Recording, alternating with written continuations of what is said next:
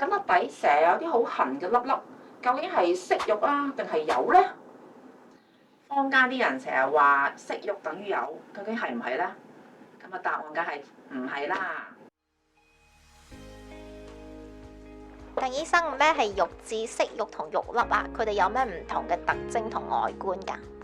肉痔同埋息肉嘅話咧，都比較常見啲嘅。咁啊，肉痔就可能係天生嘅，咁啊可能一粒好似我哋真係叫痔，真係癦啦。不過係肉色唔係啡色，可能大概可能4mm、5mm 甚至乎6、7mm 到一粒比較突啲咁樣嗰啲啦。如果係息肉嘅話咧，就可能係我哋可能搣到起嚟，咁啊常見就會喺啲節位，例如頸啊、胳肋底啊，甚至乎髀罅，即係突起上嚟，跟住細粒少少咯，可能2、3mm 度咁樣。某啲人會特別多，咁啊，例如啲肥胖啲嘅人士啊，或者可能有糖尿病嘅人咧，就會多啲呢個問題，但係都係啲良性嘢嚟嘅。當我發現身體上出現肉粒嗰時，會唔會可能係致命嘅皮膚疾病嚟㗎？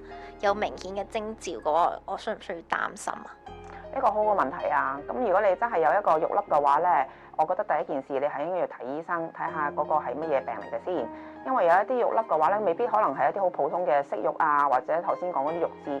咁譬如有一啲皮膚癌，可能一啲我哋叫基底癌，其實佢好似一粒暗瘡，少少紅，有肉肉地色。咁呢啲都有可能係一個皮膚嘅病嚟嘅，而係一種癌症添。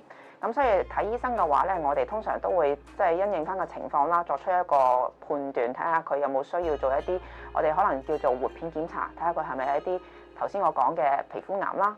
咁如果我哋睇咗之後，發現佢唔需要做一啲我哋叫做活片檢查，即係要割咗佢嚟驗嘅話咧，係一啲普通嘅息肉啊，或者係可能係有添嘅話咧，咁我哋有其他嘅選擇方式可以去做嘅。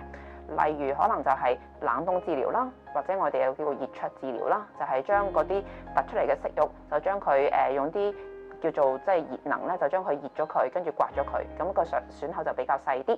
咁啊，仲有就當然即係如果唔係好大問題嘅話，而係一兩粒咁啊，又冇即係對呢個病人作出有啲即係唔舒服嘅話咧，咁我哋有陣時都會可能即係選擇就咁觀察咯。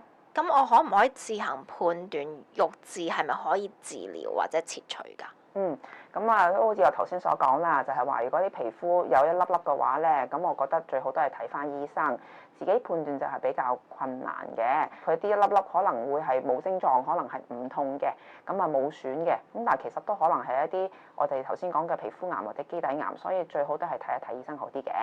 咁肉粒或者肉痔佢哋同油有咩關係啊？其實呢3樣嘢係唔同嘢嚟嘅。